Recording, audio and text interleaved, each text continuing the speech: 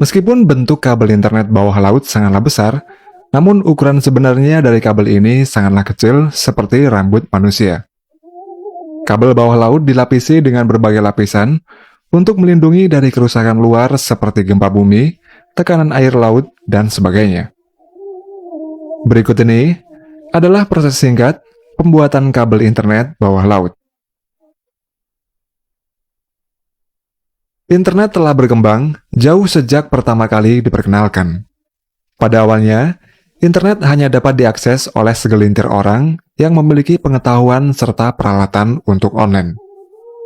Sedangkan saat ini, internet tersedia untuk miliaran orang di seluruh dunia berkat pengembangan kabel bawah laut yang memungkinkan untuk menghubungkan benua.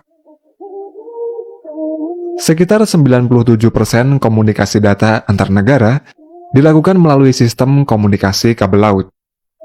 Hingga tahun 2020, sudah terpasang lebih dari 235 sistem kabel bawah laut di dunia. Dengan panjang totalnya, yaitu sekitar 997.000 km. Instalasi kabel laut ini menggunakan kapal.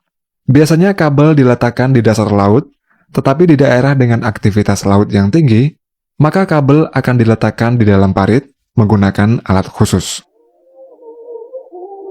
Kabel internet sekarang terbuat dari serat optik, yaitu suatu jenis kabel yang terbuat dari kaca yang sangat halus. Tidak seperti kabel tembaga, kabel serat optik mengirimkan data dalam bentuk cahaya yang kecepatannya ini hingga 10 gigabit per second. Sedangkan kabel tembaga mengirimkan data dalam bentuk sinyal listrik. Rata-rata koneksi internet berbasis tembaga memberikan kecepatan hingga 300 megabit per second. Untuk membuat kabel fiber optik, produsen akan menyiapkan bahannya yaitu solid glass rod atau disebut dengan preform yang terbuat dari glass tube. Preform dibuat dengan suatu proses kimia yang disebut dengan Modified Chemical Vapor Deposition yang disingkat MCVD. Ujung glass tube dipasang pada mesin lathe atau mesin bubut khusus. Dalam proses ini, 2 buah glass tube akan dipasang pada mesin lathe. Nantinya, kedua glass tube akan diputar oleh mesin bubut, kemudian dipanaskan dengan obor yang berasal dari hidrogen serta oksigen. Dengan pemanasan tersebut, kedua ujung glass tube berubah menjadi putih yang menandakan suhunya ini telah mencapai 2000 derajat Celcius. Lalu, kedua glass tube akan menjadi satu. Dalam proses MCVD ini, bahan kimia juga akan dimasukkan, dan dengan suhu yang sangat panas, bahan kimia tersebut akan membentuk lapisan di dalamnya. Lapisan tersebut adalah waveguide profile, yang juga dikenal dengan profil indeks bias, dan lapisan ini sangat diperlukan untuk sistem komunikasi berbasis laser. Nantinya lapisan tersebut akan melebur menjadi kaca yang merupakan inti dari kabel fiber optik. Sedangkan glass tube sisanya akan membungkus fiber optik tersebut. Setelah menjadi preform, preform kemudian akan dipotong menggunakan obor sampai terpisah menjadi 2 bagian.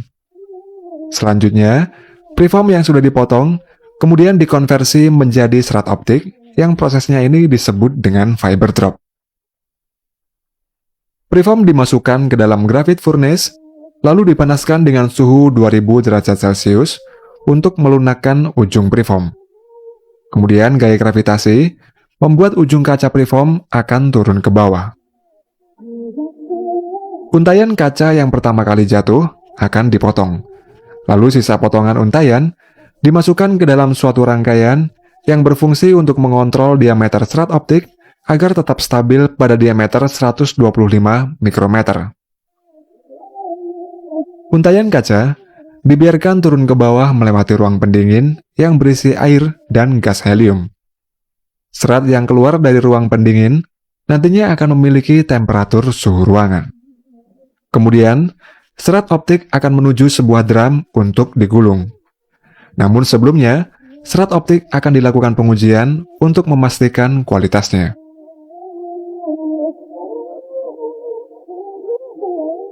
Selanjutnya, benang serat optik ini diberi lapisan pembungkus petroleum jelly. Kemudian dimasukkan ke dalam stranding mesin untuk proses pemilinan. Beberapa benang serat optik dipilin menjadi satu untayan. Serat optik ini juga diberi lapisan lagi seperti copper tube, polikarbonat, dan lain-lain hingga menjadi kabel fiber optik yang siap dipasang di bawah laut.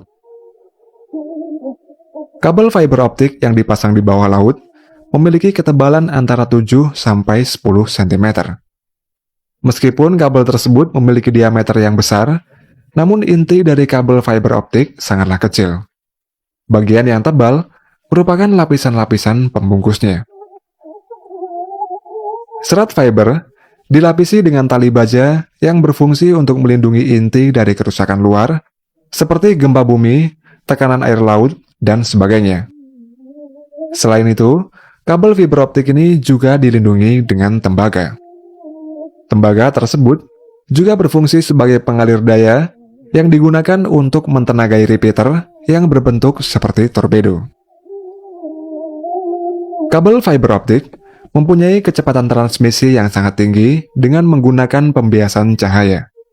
Sumber cahaya yang digunakan biasanya adalah laser atau LED. Karena kabel bawah laut memiliki panjang sampai ribuan kilometer, maka dalam perjalanan sinyal optik biasanya akan terjadi redaman cahaya di sepanjang kabel optik. Oleh karena itu, jika jarak transmisinya jauh, biasanya setiap 80 km akan dipasang repeater yang berfungsi untuk memperkuat gelombang cahaya. Dan repeater tersebut ditenagai melalui lapisan tembaga yang ada dalam kabel optik. Meskipun kabel optik bawah laut ini memiliki banyak lapisan pelindung, namun ada kalanya kabel optik ini memerlukan perbaikan. Ketika ada kerusakan, para petugas akan menerima notifikasi dari kabel fiber optik yang rusak tersebut. Setelah itu, sebuah kapal akan menggunakan dynamic positioning system agar mempermudah melacak lokasi kabel yang rusak tersebut.